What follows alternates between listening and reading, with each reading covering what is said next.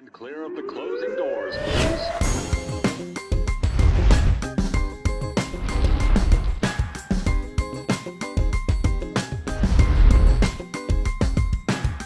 What up, somewhat up, Grind and Pivot, Louis Max, Queens, New York. Pivotal moments that changed everything. I have to tell you, I'm really enlightened by this guy. Not only is he an endurance athlete extraordinaire, but he's a real mensch. He is from California, but he is really quite enlightening. He's got an inspiring, amazing story. His name is David Richman. Dave, how are you? Good. Thank you, Louis Max. And don't hold it against me, listeners. Don't hold it against me that I'm from California, right? I know that that's a stigma, but I used to Yeah, when I used to visit New York, I was like, what do I have a neon sign on my forehead that says dork from California? Because you guys smell us, man. You smell us out and you're just like, got to tell you, funny story, funny thing right off the bat, and we'll get into it. I prepare my notes. I write a little bit of an intro, literally 30 minutes before we talk. So I'm writing the intro and I'm talking, and like this was not the California dig was not on, not even on you were just a mensch, and then all of a sudden California. So who knows? You know what? You're getting it. You took it, and that's where it's at. So tell us about this journey. Give us a little bit of a background, your journey, where you started and where you've come to, and then we're going to get into some good stuff. all right, well, sure. I love the theme, this grind and pivot thing, because who hasn't been doing that their whole life? I definitely have. And there's multiple points that I could say, oh, this was a point where I had to pivot and change or whatever. I think kind of relevant to our discussion, that point came for me, or the point that started the thing that we should be talking about came for me in my late 30s. So I was in the financial services business, very stressful time. I was in a pretty ugly and abusive relationship, and needed to get myself and my 4-year-old twins to safety. I had to get out of there and get us safe. I was overweight. I was a smoker. I just really wasn't living life purposefully or kind of with much direction or intention, just kind of digging myself holes to get out of or whatever. And then I get a call from my sister saying she's got diagnosed with terminal brain cancer. And I'm just like finding myself in this kind of dark, deep hole. And I just said, Louis, I just said, like, I got my kids and me out. I got a minute to breathe. And I just stood up in front of a mirror in the bathroom. And I'm just like, dude, like, who do you want to be? Like, what the hell is going on here? And so I kind of figured out really quick when I started paying attention to that I had pretty much lived my whole life like trying to impress others or make others, like believe in me or whatever. And I just realized that was the absolute wrong approach. And I said, you know what, why don't you just start doing stuff for you?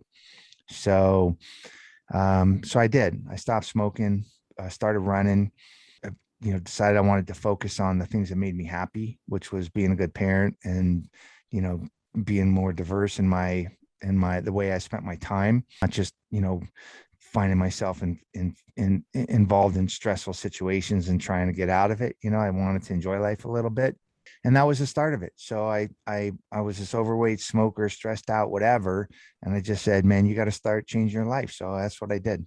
So that's pretty interesting. So what kind of time frame did it take for you to kind of get from, let's say, point B? Obviously, you're at the bottom, so you hit the ground a little bit. All Mhm. these things came about, and you said, I'm gonna make the change. Now, did you make the change without any professional help? I mean, did you actually just really dig in and say, I'm gonna do this and figure it out? Yeah, I did just do that. I just said, you got to figure it out. Now, I had been in, a position of being a leader, a manager. I was kind of aware of other people. I've helped people through kind of difficult times as a manager, as a leader, but I never really kind of turned the spotlight on myself to do that.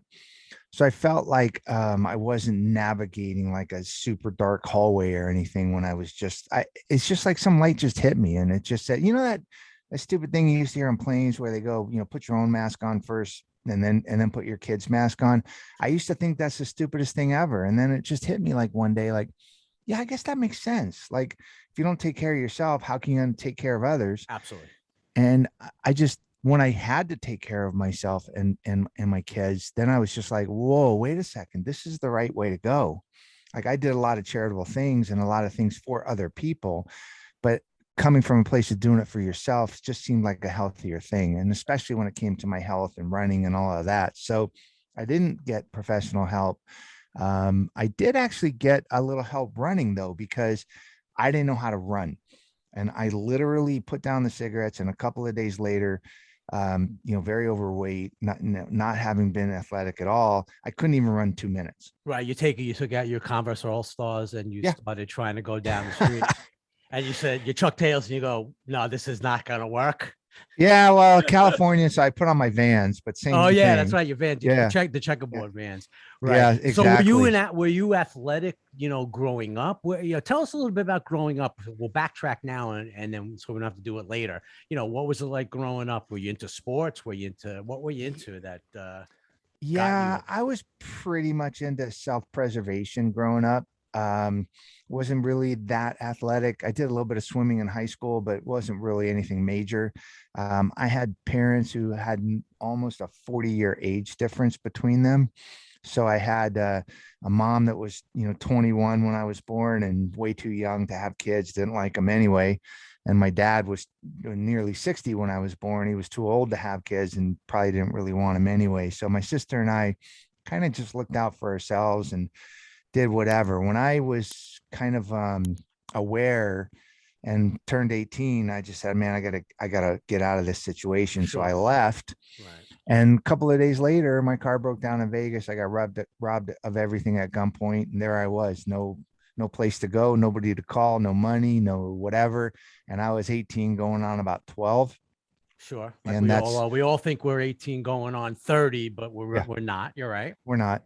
And so that was kind of the start of like triage, like figure out a way to not live in your car, figure out a way to make a paycheck, figure out a way to not be an apartment that's being condemned. I mean, one step at a time. And then all of a sudden, like I said, 20 years later, I find myself in this really, I mean, I accomplished a lot and I'd done a lot. Had a great life or whatever. But yeah, it was mostly just like grinding. It was just it was just a grind. Right. Constant grind. So you had some pivotal moments there. The one from early on 18, then you got to later on this pivotal moment we're talking about right now. Mhm. So you started running, you had to get somebody to help you to really kind of coach you. How'd you do that? Because it morphed Yeah. into, I know it morphed into like some crazy, endurance athletics, which we have to talk about. Sure. So the progression was I couldn't run 2 minutes, and I said, well, I got to get a coach because I got to figure out what's going on here. So I found somebody who had done like a bunch of running and was a personal coach and very accomplished athlete. And I said, man, if I could just learn how to run, because running across the street to make a light is not running, right? And I was not an athlete. I didn't know how to run. Okay. And so he taught me some kind of basic mechanics about running. And a couple of days after I couldn't run 2 minutes, I could run maybe a quarter of a mile. And then a couple of days later, I tried to run a mile. And then a couple of days later, I tried to run longer. So I just kind of pushed myself to see how far I could go, because I figured if I didn't focus on breaking my body down, I will probably go back to smoking cigarettes and eating poorly. And I really didn't want to do that. So I pushed myself. And a couple of weeks after I started, I ran a 5K. Then I did a 10K. Then a couple of months later, I did a triathlon. Holy And then shit. a few months after that, I did my first Ironman triathlon, which is a pretty crazy event. And I've done 18 of those now. I've done at least 50 runs of 50 miles or more. I've done 100-mile runs. I've done all kinds of crazy endurance stuff. Wow. So neat. So it's safe to say that you put your mind to something, you're going all in.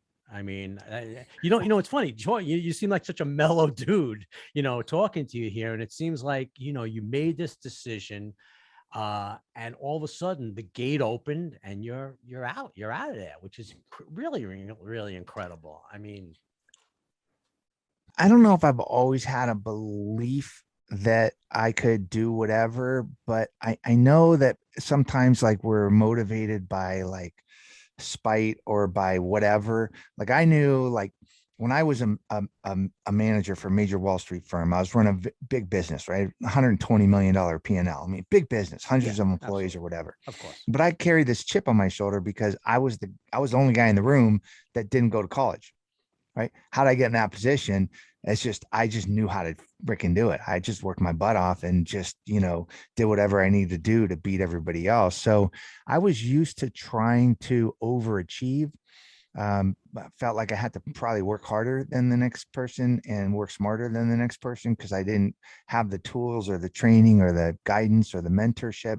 I didn't have any examples to follow. I didn't follow a normal path. It was more just kind of beat my way through things. And so when it came to things like doing endurance athletics or writing books or doing whatever, when I'm choosing to do something, I'm kind of using that same like, man, I just got to figure out a way to get it done. Yeah, because before you said the same thing. You said that was originally you had no, you're not necessarily a chip on your shoulder, but you were performance based for yourself. So you were constantly pushing yourself.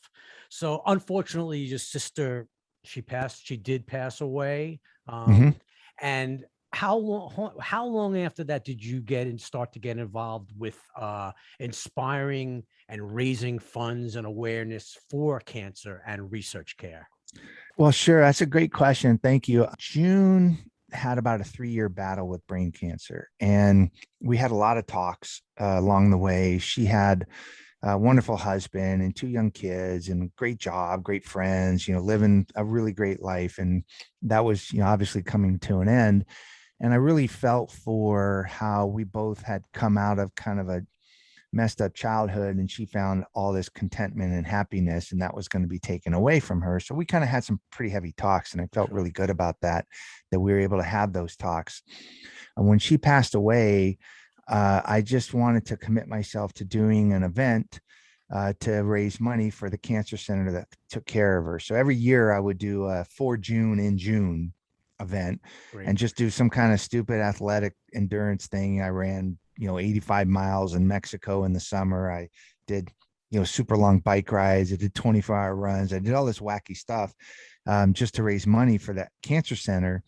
And it was like my way to give back and thank them for giving her the extra care that they did, because it gave her more time with her family and friends. And I noticed, Louis, when I was doing these things, that it didn't matter if it was the doctor or a patient or a loved one or just a friend, that people were really good about talking about the tasks of their cancer, like setting up appointments and how do I get my kids watched and how do I sleep better and get rid of stress and right, all that kind of stuff. But when it came to talking about the emotional side of the issue, they just were not equipped. And I said, man, I gotta work on that. That's So great. I love that. I got to interject for a second. I read that a little bit about it in some of the notes, and mhm, that's something that's almost, it kind of gives you goosebumps a little mhm, bit, because you're right. The A to B, or the A B C D's of appointments, and actually you never really stop to think about what's going on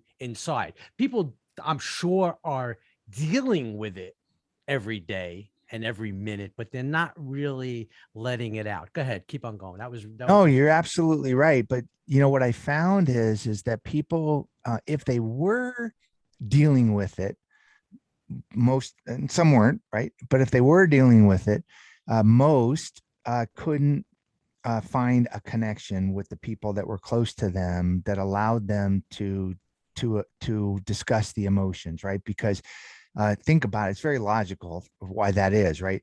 First of all, we don't want to say something stupid, so we don't want to ask too many questions because Right. maybe we're gonna put our foot in our mouth. Maybe we don't want to make the other person feel bad that they're going through something. Maybe they feel guilty because they don't want to bring us down. Maybe they feel shame, right, or embarrassment about asking for help. Maybe they're afraid to ask for help because they're afraid you're going to abandon them. Maybe you don't want to. There's a million Yeah, reasons there's why so we don't much. connect, Sure. right? And even people that are close, family members that are close, loved ones, spouses, parents, whatever. Sometimes when it comes to the emotional side, we just kind of, yeah, stay in our own little shells a little bit. because of all those factors. And I found that to be literally a universal theme. Everybody I spoke to, there were a few exceptions, but everybody I spoke to was just like, yeah, I don't know what to say. I don't know what not to say. I don't know, if I'm invading their space, or I don't want to make them feel bad, or I don't, and I just said, we got to get better tools, man, because that's everybody like yearned for these connections and told, when I was talking to them, they're like, yeah, man, if I could just be better equipped to like know how to talk to my dad or know how to talk to my friend or, whatever, but they just don't do it because it's such a difficult road to go down. Yeah, they don't want to. You're right. Now you started writing now, because I want to kind of segue into the writing. I know you wrote a book called Winning in the Middle of the Pack. That was your first book, right? That was my first book that was not related to the financial services area or endurance athletics. So it actually had an endurance athletic spin to it. But one of the cool things is I feel like there's a lot of people like me that don't have like a traditional education and mentors and guidance and a close family and, people that kind of like help them along the way. They got to figure crap out along the way. And so I figured crap out along the way. And when I figured out there's a lot of parallels between like running 100 miles and running $100 million business, right? There's a lot of parallels. And then add in some life lessons. I go, oh, this is kind of cool. Like maybe I could like tell some stories that would make people, like me who didn't have a traditional path to understanding or whatever, they might be able to identify with that. Yes. And so I wrote that book to tell the stories. And where the title Winning in the Middle of a Pack comes from, Louis, is I thought, I'm never going to be like number one. I'm never going to be the last guy or the first guy. I'm somewhere in the middle. And in the middle, nobody's looking. Nobody really cares. If you go out and run a marathon tomorrow, Louis, nobody's going to look up your time. They don't care. You're not going to win, right? But you're doing it for yourself. So that winning in the middle of the pack says, hey, I know I'm in the middle of the pack. I don't care what anybody else thinks. I'm doing it for me. It's okay. I'm going to win. It's a good thing. It's okay. And it's a good it's thing. Awesome. Right. So the goal is a little different of the, obviously marathons are a little different, but I mean, even in life, I mean, you do not necessarily have to be at the top, as long as you're kind of competing and you're doing your thing, that's a good thing. Absolutely. Listen, I'm never going to open up a 3-star Michelin restaurant, but I'll tell you what, I cooked 1,000 meals for my kids and their friends, and they all said I'm the best cook they ever saw. So good enough. Right. I love cooking. I'm never going to be the best cook there ever was. No, it's not even close. Right. But not yet. I don't know. I don't know. Maybe we could see you on one of those baking or maybe you could. Shows. Oh my God. Maybe you could. But the whole thing is that I never feel like I have to cook. I love to cook and I'm doing it for me. And so, when I make a meal for my wife, for my kids, for friends, when I'm entertaining or whatever, I love doing it because it's something I love doing.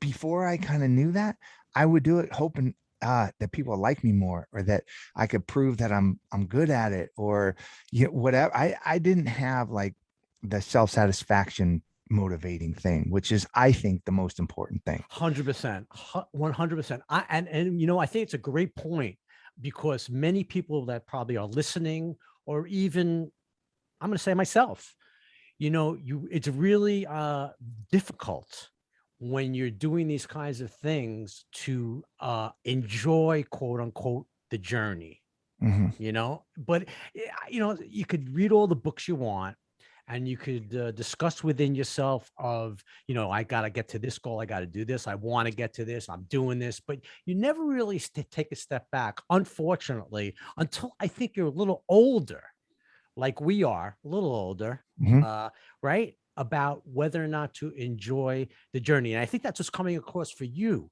especially with the things you're doing. I think you really, really care. So you went on to write another book, which I really want to discuss. And by the way, we're going to put all the information down in the below in the description, where everybody can get your stuff and the shout outs and so forth and so on. But you wrote a book called Cycle of Lives. Am I correct?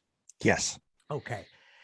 Give us the rundown on this one, because I think this is the one where you really talked about emotionally getting to the people. And tell us a little bit about the book, and then I really want to know about your actual process, right? Really from the beginning, like for instance, emailing, Yep. picking up the phone. How the hell, was it real? Was it grassroots? How did you find so and so, and how did you get to them? Because I think people also are going to be interested, that everybody's creating now a lot of things on their own. Me being the same thing. I mean, Mhm, I'm talking to you. We don't know each other. We never spoke to each other, and we're mhm. trying to get this message out.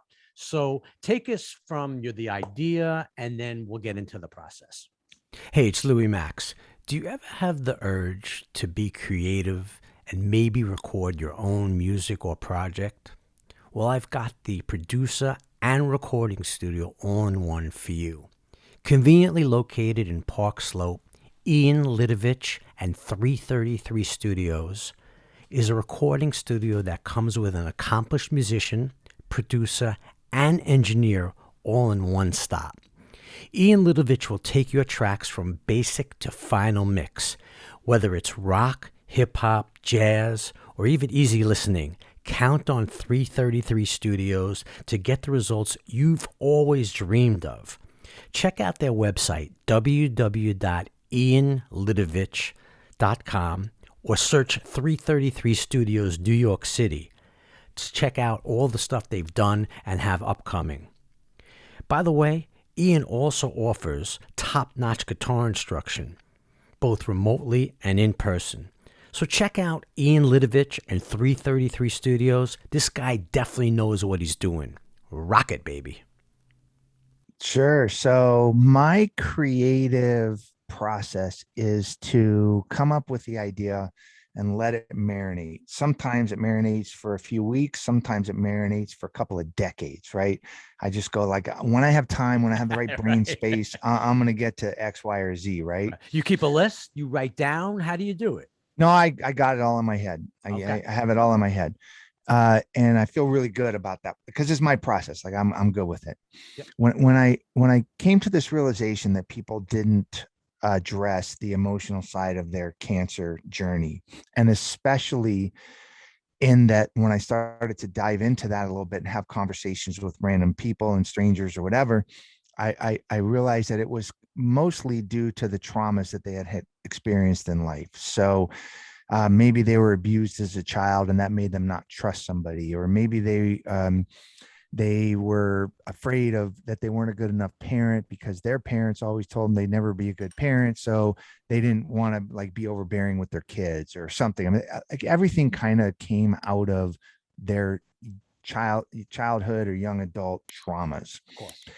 So I let this kind of thought marinate in my head. And I said, Louis, I go, if I'm going to write a book, and I don't like one person's perspective. I don't like little trite little sayings like, oh, just, look for the light at the end of the rainbow. That doesn't help me, right? I want to tell stories. And when I said, I got to figure out a way to tell these stories, I said, what I needed was people of all different ages, all different types of cancer, all different severities of cancer. I needed to have a varied emotional responses to their cancer journey, right? Could be gratitude, could be fear, could be anger, could be whatever. Because a doctor that's been a successful oncologist for 40 years, that they're coming from a place of gratitude and care, not fear and anger, right? So I wanted all these different perspectives. And then I wanted people who had really interesting, evocative stories. So that was like the framework for what I wanted to do. Tell a bunch of different stories from a bunch of different perspectives, but get really super deep with each person. Now I had to go about finding them. Exactly. Right. So what did I do? I called up cancer centers and I said, hey, my name's Dave Richman. I'm a writer. Here's the kind of book I'm getting ready to do. Who do you know that's interesting? Who do you know that's got a good story? And sometimes they hung up on me and sometimes they gave me a name. And sometimes those names worked out to people that were exactly that, very interesting. And sometimes they weren't very interesting people. Or if they were interesting, sometimes they could talk and sometimes they couldn't talk. But what I did was I put together what I thought was a great, huge group of people that were representative of all those different facets. And then I just started talking to them. I just picked up the phone. I introduced myself, started making conversation. And then some people we were able to go pretty far down the road. and then we'd hit a roadblock and couldn't go any further. Some people, maybe I wasn't able to ask the right questions. Some people weren't in touch with their emotions. Some people, when it got too difficult, they shut down, They bailed, right? Mhm. you know, which is totally understandable. Sure. Um, but I eventually ended up with a group of people that were unbelievably interesting and inspirational and evocative, and that I thought the reader would learn a lot from, because I was learning unbelievable amounts of really personal, insightful information about their emotional journey. And if I could write the stories properly, then I could really teach, you know, the reader Other people, could, right? You could yeah, help. they could be You could taught. help. Right. No, I mean, I'm not going to teach them. It's the stories that Oh, no, help no, of them. But course. But this is a yeah, vehicle. This is the vehicle. Right. yeah, Of exactly. course. Of course. Wow. That's amazing. How much time did it take? How much time was invested really in what kind of time frame was this to get this book off the ground? So the least I probably spoke to somebody was maybe 50 hours. So we're talking about some serious amounts of phone calls, right? Some people I talked to for way more than that, you know, hundreds of hours, because I really needed to understand their stories, and not just in a news article kind of way, but like when you watch a movie or read a good book and you really feel for the person because you really understand them. That's what I wanted with these stories. So that was probably over about a 3-year period. Not everybody came to me at the same time, so some evolved, right? Some I found later in the time frame, some earlier, but I probably spoke to the 15 that eventually made the book. I spoke to them over about a 2 to 3 year period, and like I said, some of them up to a couple hundred hours on the phone. And then when I really broke it down to like the basics of the project, which is talking about emotions and telling stories, I thought, well, what better way to connect these stories than to jump on my bike and meet the people for the first time who I'd been talking to for this long. So I did a solo bike ride, zigzagging across the United States, just 4,700 miles in 45 days. And it was crazy, ridiculous grind, but that's a little bit of the thread that ties the stories together. So there's a little bit of a narrative in the book about people I met along the way and the bike ride and that kind of stuff. Absolutely. So it went from California, right, Uh-huh. all the way to Florida, Yes. and then up to New York, Up correct? to New York City. Yeah. I finished in Central Park. Exactly. I mean, I don't know when this is going to come out, but you and I are talking one day after it was 5 years ago today. I finished the bike ride in New York City. Had a Wow. big Yeah, group of that's people crazy. I there. mean, that's amazing. Good time. Tremendous timing. Yeah, Yeah, it's no going to come kidding. out very shortly. So this will be definitely a present moment thing. So what was it like? Let's talk about the first one, if you can remember the first one, the Mhm. first couple, what it was like actually getting ready, getting on your bike, and what were you thinking? What was going through your head? Yeah. So fortunately, the first person that I was going to go visit was about 4 miles from my house. So that Right. was easy. Yeah. Right. Right. Right. Yeah. And I forgot you're a she, smart guy. yeah, right. And she and her husband, that's funny. She and her husband were good, very good friends. They still are very good friends. And she's an amazing person. Her story in a nutshell is her family escaped on the last night before Saigon fell, on one of the last 3 barges that got pulled out to sea.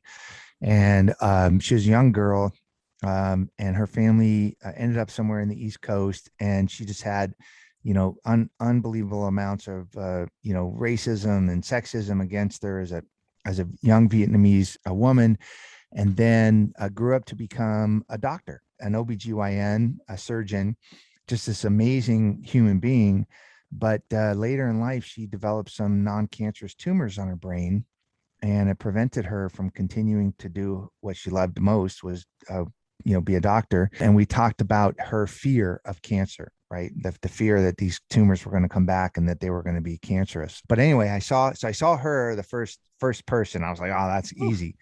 And then the second person I saw was only about another 20 miles away, up in Los Angeles, I was able to knock out seeing a few people the first day because they just happened to be there. But, like when I saw her, I had never met her in person. We'd only talked on the phone a ton. So to see her was just like, it was amazing. She is this, mid-20s, a nurse at Children's Hospital LA, was a pediatric oncology nurse, if you can imagine that.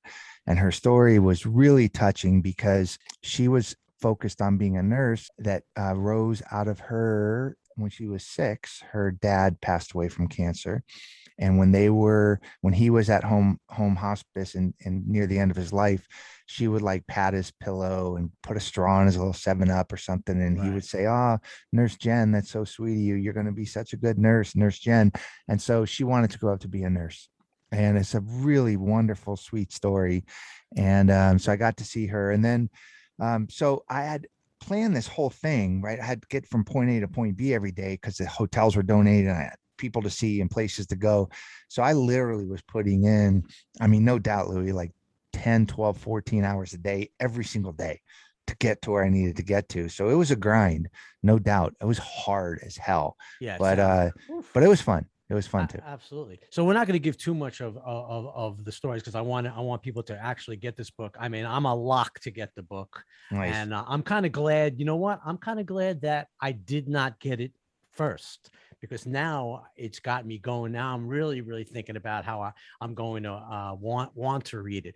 So when you're writing music, anything, playlist, anything, how tell me what the experience is. Yeah. So I had planned to do some audibles.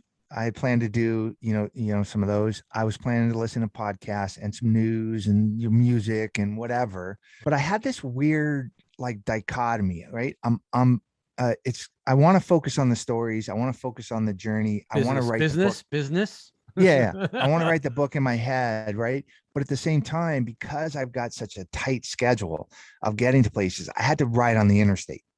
So most of the time, and that is very, very harrowing. If you've never been 12 hours on the interstate with 75-mile-an-hour trucks whizzing by you every 3 seconds, it's very harrowing. So I had to put, it's terrible. So I had to put music or news or whatever in. So I was always like, kind of like glad I had stuff to block out the noise, and then not glad I had stuff to block out the noise. I got a lot of private time, a lot of think time. But I listened to a lot of music, a couple of books, not complicated books, because it was too hard to focus while I was really focused on not getting run over. It was quite a journey, man. I had stuff in my ears. Give me a couple of go-to songs, just to, in your journey. Let's just say that off the top of your head, if you were like something that if you thought back as you cruised, you did this whole book, because I'm sure the music, now that you hear the music later, it kind of must remind you also about that journey. Yeah. So I would listen to playlists. So depending on my mood, sometimes it'd be a reggae playlist, sometimes it'd be a punk rock playlist, sometimes it'd be electronic music playlist. Okay. So how you felt? Depends on how I felt. I'll tell you one song that was pretty remarkable, because I listened to it several times on the ride, was because I like a lot of people who have gone through the West. If you're in Arizona, I did it on a bike. I made my way down into Winslow, Arizona. And so it sounds like the Eagles, and the Eagles song, take it easy. And very so, good. Okay, this is good. This is good. Yeah, so I literally found myself on a corner in Winslow, Arizona, and I was singing those lyrics to me. And for any writers out there, by the way, don't think that you can put lyrics into a book. They freaking wanted like thousands of dollars for me to put the lyrics in my book. So I didn't do that, but it was really apropos to what was going on with one of the stories, really apropos to kind of my mindset about the bike ride. And that song was really like, it was really seminal to my journey, because it's all about taking it easy. Right. And yeah, absolutely. And so it's pretty cool. It was really cool. So a lot of music, but that one song remains. Excellent. What kind of help anybody out there that was that helped you along the way of this journey? I mean, I know you did most of it by yourself, but you had to have somebody, to bounce off a little bit. I mean, you didn't stand in the mirror and talk to yourself that much, I know. No, I did. I've always had my kids there, which is really good, and we've been very close and very open. You know, I'm very grateful for the relationship that I have with them. My fiance at the time, she's now my wife, was very, very helpful. She couldn't take a ton of time away, but she was there for like 2/3 of the days. Quite a bit. So, you know, basically she would scout the ride, make sure that, you know, for that day that there wasn't any like big traffic issues or detours. And if there was, then she helped me navigate those. She made sure I had water, you know, and food along the way, because I could carry stuff, but I couldn't carry enough stuff. Like, especially like in the beginning, you know, it was 110 degrees in the, you know, in the California desert, Yeah, and I'm out there for 12 hours. I couldn't carry enough water. So she helped me back and forth. Maybe I had some friends fly out for a day here or a couple of days there. And then about 12 or 15 days I did on my own. So I was self-supported. But yeah, I had a lot of people along the way help, and it was totally necessary. And, you know, one of the things that I learned, Louis, on this bike ride was, one, that when you need help, it's okay to ask for it, because usually there's going to be somebody there that's willing to help. And I was not really good at ever asking for help. So I learned that. And then it was reinforced to me that when somebody wasn't there and I needed help, I had to figure out a way to not need the help. Like, I had to just figure it out. So Yeah. it's kind of neat how, you know, both sides of that coin had an impact on me. And I learned a lot of other lessons like that too, you know. Did you stay in touch with a lot of people after what was it like after the book was written? Mhm. And so that's a twofold question. And that's not fair as an interviewer. So the first question, have you stayed in touch with the people? I have stayed in touch with some of them, have become very good friends. A couple of them, no, they're we don't talk, not from any other reason other than this was a time or in a process in their life and they've moved on. There's a group of the 15 that if I wanted to, I could reach out. If they wanted to, they could reach out and we would be there for each other, but lives are whatever. So, 3 or 4 or 5 of the participants, maybe 5 or 6, have become really good friends. I'm unbelievably grateful for having had them go through this process, because you got to imagine all but one of these people was a stranger to me. Okay. And I'm getting them to open up about the most traumatic things they've gone through, including bouts with cancer, or watching a loved one die of cancer, or having taken care of people over, you know, decades, you know, that have cancer. I mean, we're dealing with some heavy stuff. Oh, definitely. And the traumas that we're dealing with in these people is abuse and suicide. And I mean, just this crazy stuff. So people opened up to me in a way that was just like mind boggling. So they either, I could understand how we could either like be passing ships, you know, exchange all of our goods and then move on, because, you know, it's a little tough. And then some other people, because we were able to get so deep with each other, we just formed a really, you know, wonderful relationship. So I'm really glad. And by the way, all but 2 stories in the book are not anonymous. Okay. So 2 of them elected to go anonymous for reasons we don't need to get into, but it was mostly to protect their loved ones.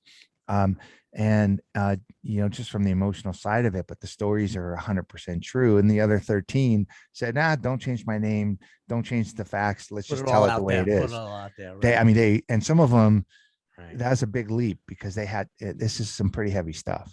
Very heavy. Speaking of how heavy it might be, I just thought of this as I was thinking, you know, you're on this journey, you're doing all this. I mean, does it take a toll on you mentally? I mean, you know, at the end of the day, I mean, at the end of the day of a journey or a sequence that you're going through, what's it like? I mean, do you need to decompress? How does Dave Richman, you know, chill out, if you can, or decompress? I mean, you put your head on a pillow and it's like, how do you even sleep?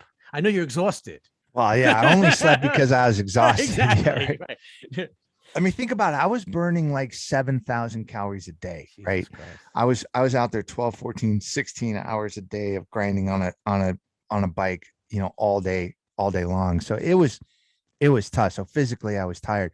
And I wanted to maybe complain a little bit more emotionally and mentally, but I didn't allow myself to, because I'm like, listen, man, you chose to do this, right? Yeah. How Nobody's could you? paying. How could you? Right. Right.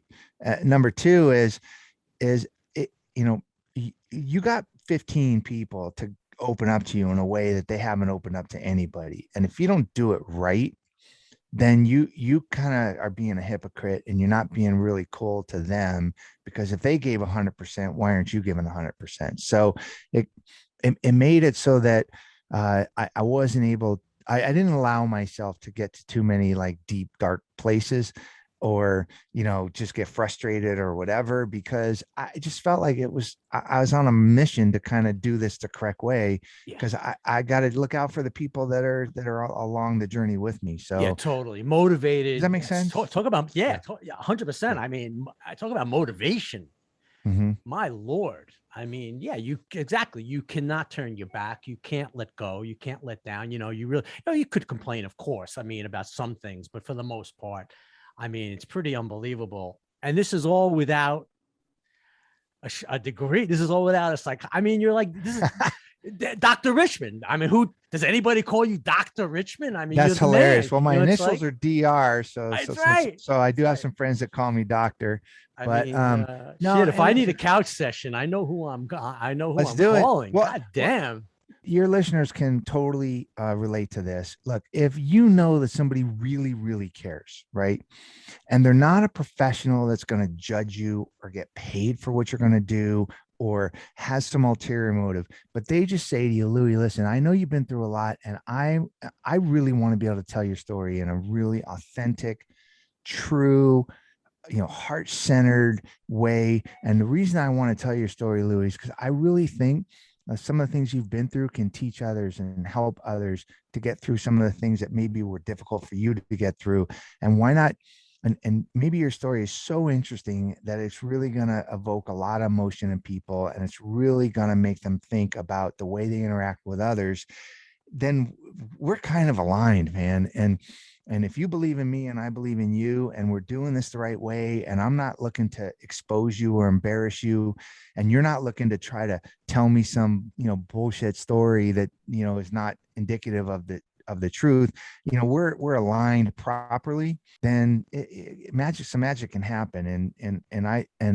So I don't know that I was ever qualified, like from a educational standpoint, to do this, but as one human to another, I know that I told these people stories the right way. Oh, slam dunk, man. Slam dunk, Yeah. 100%. I get that just from speaking to you in this short amount of time. I mean, in part of your bio, and I have not said it, but it's really true. Inspiring deeper human connection. Mm-hmm. That's the tagline. It's incredible. I think it's infectious, really. And I'm hoping that the people that are listening, go out there, check out the book, check out your website. We're going to put everything down. Check out everything, all your stuff. Speaking of all your stuff, social media, you're into it. Is it a helpful? Is it a hindering? What's your take on it? I mean, is it talk a double-edged sword? I always ask everybody, to tell me about what is it? Is it a young person's game? Is it a marketing thing? Go ahead, give me your rundown on that. I think it's a bunch of smoke and mirrors, and it's stupid, and it's created an economy of its own and whatever. But I think like it's a necessary evil for somebody like me who's trying to get the word out to get a following, right? If you're going to write books, a publisher wants to know what's your platform, how many people care about what you say. And so the only way that you can get those metrics is either to say, look at how much my last book sold, or this is who follows me on social media or whatever. Right. Brutal. It's tough though, right? It's tough. And what kind of turns my stomach about social media is that, like those people that are at a ball game, and they take a selfie with their smiling, and then as soon as they put the camera down, they're their miserable selves again. And I try to be real on social media, and I try to do the right thing. I'm not looking to get numbers. I'm just looking to connect with people that make sense and authentic. And I like hearing what people I follow say, and I'm hoping they like hearing what I say. I'm not a massive fan. I don't it's not what drives me, but it's a necessary evil in the business of being a writer, because if you want a better publisher, you got to have a bigger platform, you know? Yeah. Yeah. It's unfortunate. You're right. Yeah. It is a necessary evil. So what's coming up for David Richman? Talk about the next round for you. What do you got cooking? Well, I'm still doing endurance athletics. I just did an Ironman in Tennessee a couple weeks ago.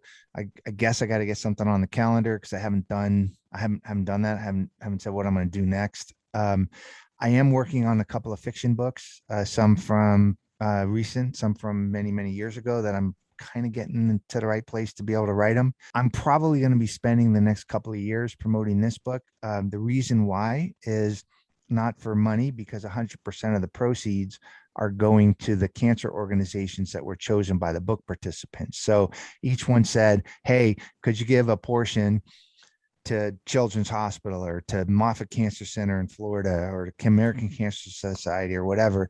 And my wife and I decided, let's just give 100% of the proceeds. So we do that. But I'm probably going to promote it for at least the next couple of years, because almost every day, Louis, I get a nice message from somebody that says, oh my God, this is going to make me a better doctor. Or I had no idea my doctor was going through this, so this is going to make me a better patient. Or, thank you for my brother went through something very serious, and this is going to allow me to have a more meaningful conversation with him. So every day I get something like that. So I'm going to keep talking about it as long as I'm not boring people, because I get a lot of feedback saying these stories are really touching and really moving. Yeah, they really are, and you can't say enough about what you're doing. And I know you mentioned there's you're on the board of directors for AYA. Yeah, so there's an Tell us about that. AYA cancer organization called Stupid Cancer, which is an interesting story. So I got to Stupid Cancer. They're based in New York. A big nonprofit that's helping adolescent and young adult cancer. And their kind of motto is we make cancer suck less, right? Because it sucks for everybody, but we're going to try to make it suck less and maybe end a little bit of the isolation that happens. But I got introduced to Stupid Cancer because one of my book participants, who I was interviewing at the time, and she made the book, had suggested that the founder of Stupid Cancer is somebody I want to talk to. And I called the guy up and I'm like, here's what I'm doing. What do you think? And he goes, nah, I don't have time for you. And when I want to write my own story, I'll write my own story. Thank you very much. And I'm like, all right, whatever. He goes, but your story sounds interesting. So maybe I'll put you on the Stupid Cancer show. It was this radio show he did. And I did this Stupid Cancer show. And all of a sudden a guy was in the studio who called me up and he became a book participant. Amazing story. And he's also one of my really good friends. Wow. And then they, over the years, we got to know each other a little bit more, and they asked me to serve on the board. So I'm actually the treasurer, and I serve on the board of Stupid Cancer. It's one of the organizations. There's a bunch of organizations that are recipients of the proceeds from the sales of the book, and all those are listed on my website and in the book itself. But yeah, Stupid Cancer is one of those great organizations that's just doing tremendous work for people that are going through, cancer. Absolutely. That's fantastic. David, I got to tell you, I could talk to you for hours. There's so many things we could probably, yeah, I know we could probably uncover, but I do want to say thank you so much for taking a few minutes of your busy schedule. And the book is Cycle of Lives. The author is David Richman. By the way, I said to you before about Converse sneakers. I mean, what kind of sneakers you wearing when you run? What you want to give a quick plug there? What do you got? My sneaker of choice, look, I got them on right now, are Sauconys, right? Sauconys. Okay, good. Yeah, a real runner. A real runner. I got jacked up feet, and they got a huge toe box, so it avoids the all the blisters and stuff. But I still do some serious running. So I'm sure. Absolutely. Well, I want to say once again, thank you so much. An incredible story, inspiring. Please, everybody, go to the description below. You're going to see all the information of how to get David's publications. Please follow him, social media. Please check him out on the web. I'm speechless. I really am. No, seriously. I really incredible. And you know what's really really cool. Let me make a little plug, and that is that I'm so excited. This has been a year in the making almost, but the Audible is about to come out. And the reason that it's been a year in the making is because I had to find the right 15 actors to read the stories. So I worked with a production company that that is one of the largest in the business, and they helped me find the right people. So the Audible, I narrate the in between the stories, the narrative of the bike ride and that type of stuff. But I have 15 actors that read the stories of the people that are in the book. So if you're in the if you're into audio books, the Audible should be out very shortly. It's going to be unbelievable. That's super fantastic. moving. Any Yeah. other shout outs? Anybody you want to shout out there? Let's give a shout out to Louis Max right Oh, there, okay. man. Follow Oh. him. Listen to him. He's a good guy. Thank you. Thank you so much. Really appreciate it, man. Stay well. I wish you only good thing. Incredible, life-changing stories. And I want to say one more time, inspiring, deeper human connection. Check out the books and follow this guy. It's really amazing. And Thanks, Louis. You know what? Take it easy. Very Thank important. you. Very Ah, important. take it easy. And Grind and Pivot. Here we are, Queens, New York. Pivotal moments that change everything. Dr. David Richman. Closing doors, please.